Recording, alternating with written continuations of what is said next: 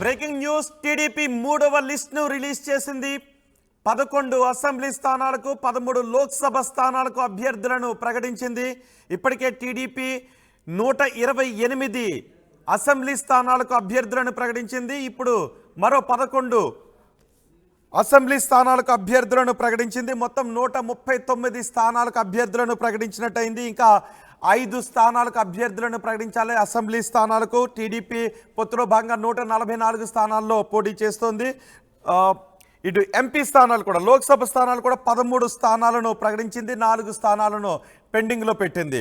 ముఖ్యంగా ఇందులో ప్రకటించిన వాటిలో పలాస, పాతపట్నం, శ్రీకాకుళం, శృంగవరపుకోట, కాకినాడ సిటీ, అమలాపురం, పెనమలూరు, మైలవరం, నర్సరావుపేట, చీరాల, సర్వేపల్లి ఈ అసెంబ్లీ స్థానాలకు అభ్యర్థులను ప్రకటించింది. అలాగే 13 లోక్సభ స్థానాలు కూడా ప్రకటించింది. మా ప్రతినిధి కృష్ణమోహన్తో మాట్లాడదాం. ఎవరెవరికి టికెట్లను కేటాయించింది, ఎవరెవరికి టికెట్ల కేటాయింపులో ఉసూరు అనిపించింది అనే వివరాలు మా ప్రతినిధి కృష్ణమోహన్ అందిస్తారు. కృష్ణమోహన్, మొత్తం టీడీపీ ఇప్పటివరకు ఇప్పుడు ప్రకటించిన మూడవ లిస్టులో ఎవరెవరికి టికెట్లను కేటాయించింది? ఎస్ రోహిత్, మొత్తం మీద అయితే 11 మందికి మూడవ లిస్టులో టీడీపీ తన లిస్టుని విడుదల చేసిన పరిస్థితి అయితే ఉంది. ప్రధానంగా శ్రీకాకుళం జిల్లాలో 3 స్థానాలకు సీట్లు ప్రకటించారు. ఒకటి పలాస గౌతు శిరీషకు, పాతపట్నం మామిడి గోవిందరావు, శ్రీకాకుళం గొండు శంకర్కు. శ్రీకాకుళం జిల్లాలో మిగిలిన 3 స్థానాలకి కూడా ఇక్కడ గౌతు శిరీష, పలాస, పాతపట్నం మామిడి గోవిందరావు, శ్రీకాకుళం టౌన్ గొండు శంకర్కి విడుదల చేసిన పరిస్థితి. విశాఖపట్నం జిల్లాలో సింగవరపుతోట కోళ్ళ లలిత కుమారి, తర్వాత కాకినాడ సిటీకి వనమూడి వెంకటేశ్వరరావు, అమలాపురానికి వచ్చి ఆనందరావు, ఐతాబత్తుల ఆనందరావు, పెనమలూరు వచ్చి చాలా టెన్షన్గా ఉన్నింది. పెనమలూరు బోడే ప్రసాద్కు, ఎట్టకేలకు బోడే ప్రసాద్ టికెట్ను దక్కించుకున్న పరిస్థితి అయితే కనబడుతుంది. మైలవరం, కృష్ణా జిల్లా మైలవరంలో వసంత వెంకట కృష్ణ ప్రసాద్కి సీటు వచ్చిన పరిస్థితి ఉంది. నర్సరావుపేటలో డాక్టర్ చదలవాడ అరవింద బాబు, ఎవరైతే చాలా కాలంగా ఇతను ఈ సీటు వస్తుందని అనుకున్నాడో అతనికే వచ్చింది. చీరాలకు సంబంధించి మాలకొండ యాదవ్ మద్దులూరి సీటు వచ్చిన పరిస్థితి. సర్వేపల్లి సోమిరెడ్డి చంద్రమోహన్ రెడ్డి, నెల్లూరు జిల్లా సర్వేపల్లి మీద సోమిరెడ్డి చంద్రమోహన్ రెడ్డి వ్యవహారంలో చాలా ఆలస్యం జరిగింది సీటు వ్యవహారంలో. కానీ ఎట్టకేలకు చివరికి సోమిరెడ్డి చంద్రమోహన్ రెడ్డికి సర్వేపల్లి టికెట్ని ఇచ్చిన పరిస్థితి. సో అలాగే చూసుకుంటే గౌతు శిరీష కూడా చాలా కాలంగా సీటు విషయం వారి మీద మల్లగుల్లాలు పడ్డారు. పలాసకు సంబంధించి కొంత పొత్తులో భాగంగా వేరే వాళ్ళు ఈ సీట్ అడిగిన పరిస్థితి ఉంది.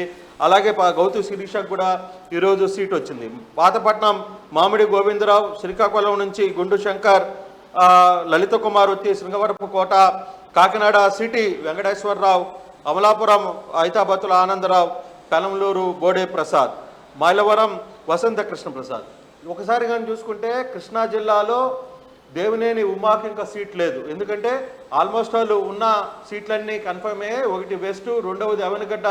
ఈ 2 పొత్తులో భాగంగా జనసేనకు ఒకటి, బీజేపీకి ఒకటి వెళ్ళిపోయే పరిస్థితి ఉన్న నేపథ్యంలో సో కృష్ణా జిల్లాలో దేవినేని ఉమాకు దాదాపుగా సీటు లేదు. ఇక అతని మార్గాలన్నీ కూడా క్లోజ్ అయ్యాయి.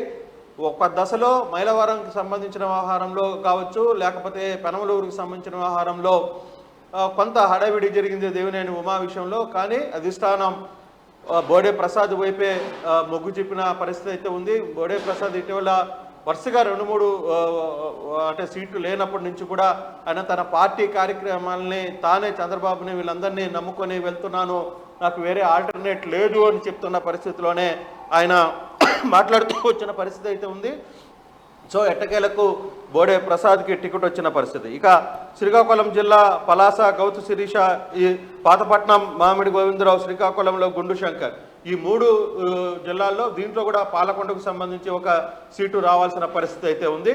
ఈ లెక్కను చూసుకుంటే దాదాపుగా 139 స్థానాలకి తెలుగుదేశం తన అసెంబ్లీ లిస్టును ప్రకటించింది. దీంట్లో ఇక మిగిలిన 5 అంటే పొత్తుల భాగంగా 144 స్థానాల్లో 139 స్థానాలు సీట్లు వస్తే ఇక 5 స్థానాలు మాత్రం మిగిలి ఉన్న పరిస్థితి అయితే చాలా స్పష్టంగా కనపడుతుంది. అలాగే ఎంపీల విషయంలో కూడా రోహిత్ ఎంపీల లిస్టు కూడా విడుదల చేసింది. దాదాపుగా 17 ఎంపీ స్థానాల నుంచి పోటీ చేస్తున్న తెలుగుదేశం ఇప్పటికీ 13 పేర్లు ఖరారు చేసిన పరిస్థితి అయితే ఉంది. శ్రీకాకుళం రామ్మోహన్ నాయుడు ఊహించిందే, విశాఖపట్నం భరత్ ఊహించిందే, అమలాపురం హరీష్ మాధూర్, గుంటి హరీష్ మాధూర్, ఏలూరు పుట్ట Mahesh Yadav, Vijayawada Kesineni Chinni, Guntur Pemmasani Chandrasekhar, Narasaraopet Lavu Srikrishnadevarayalu, Bapatla Krishnaprasad, Nellore Vemireddy Prabhakar Reddy, Chittoor Dukkuluru Prasadarao, Kurnool Nagaraju, Panchalingala Nagaraju, Nandyal Byreddy Sabari, Hindupuram BK Parthasarathi. So Hindupuram seat BK Parthasarathi కేటాయించారు కాబట్టి హిందూపురం మొదటి నుంచి బీజేపీకి వస్తుంది అని ఆశపడ్డారు. సో దీంతో ఇప్పుడు బీజేపీకి ఆశావాహులు ఎవరైతే ఉన్నారో ఇద్దరు, ఒకరు పరభునంద స్వామి, మరోవైపు సత్యకుమార్ హిందూపురం సీట్ నుంచి బీజేపీ తరఫున ఆశించిన పరిస్థితి అయితే ఉంది.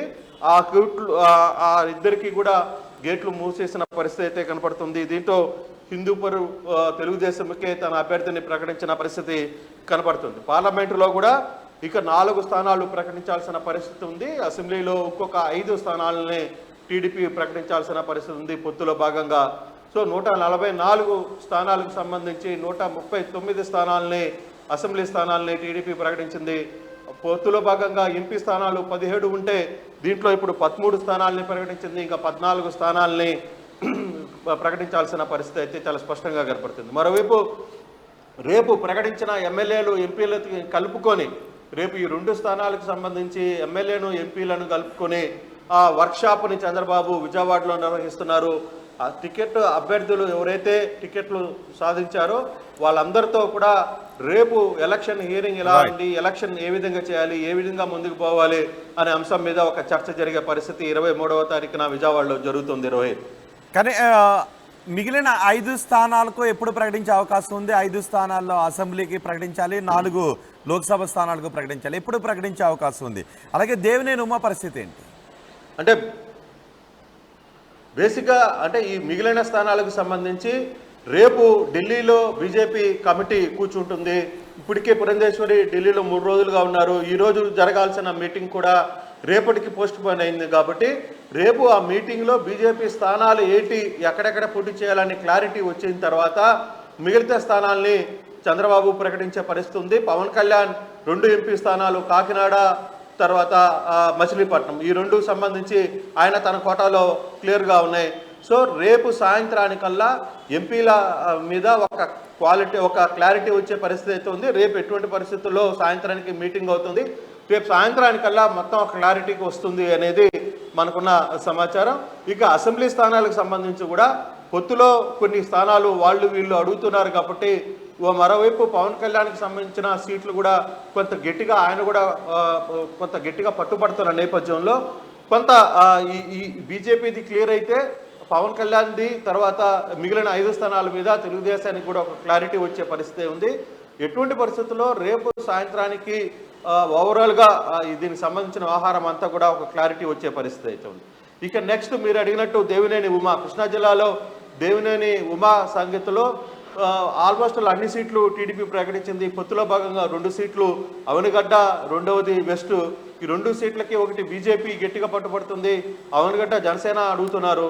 సో వెస్ట్లో కూడా జనసేన అడుగుతుంది కాబట్టి ఈ 2 సీట్లలో కూడా 2 వేరే పార్టీకి వెళ్ళిపోయినాయి కాబట్టి పొత్తులో భాగంగా సో దేవినేని ఉమాకి సీటు ఈసారి లేనట్టుగానే ఉంది. అయితే ఉమా ఎట్లా రియాక్ట్ అవుతారు, ఉమా ఇప్పుడు పరిస్థితి ఏంటి, ఉమాని పార్టీ ఏ విధంగా ఉపయోగించుకోబోతుంది, ఆయన పార్టీ కార్యక్రమాలని పార్టీ యాక్టివిటీగా అతన్ని ఉపయోగిస్తారా, రేపు స్టార్ క్యాంపెయినర్గా ఉమాని వాడుకోబోతున్నారా అనే అంశాన్ని ఈరోజు మధ్యాహ్నం చంద్రబాబు నెల్లూరు రాపూర్ మండలం పెంచలకోన దగ్గరికి గుడికి వెళ్ళి సాయంత్రం 6 గంటలకి విజయవాడకి చేరుకునే పరిస్థితి ఉంటుంది.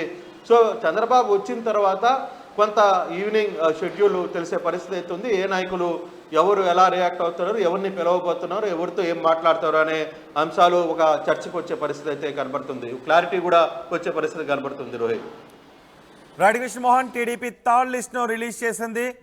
11 అసెంబ్లీ స్థానాలకు 13 లోక్సభ స్థానాలకు అభ్యర్థులను ప్రకటించింది. ఎవరెవరిని ఎక్కడెక్కడ స్థానాలు కేటాయించిందనే వివరాలు కూడా నేను మీకు అందించబోతున్నాను. శ్రీకాకుళం జిల్లాకు సంబంధించి 3 అసెంబ్లీ స్థానాలకు ఈ లిస్టులో పేర్లను ప్రకటించారు. పలాస నుంచి గౌతు శిరీష, పాదపట్నం నుంచి మామిడి గోవిందరావు, శ్రీకాకుళం నుంచి గొండు శంకర్, శృంగవరపుకోట నుంచి కోళ్ల లలిత కుమారికి టికెట్ను కేటాయించింది.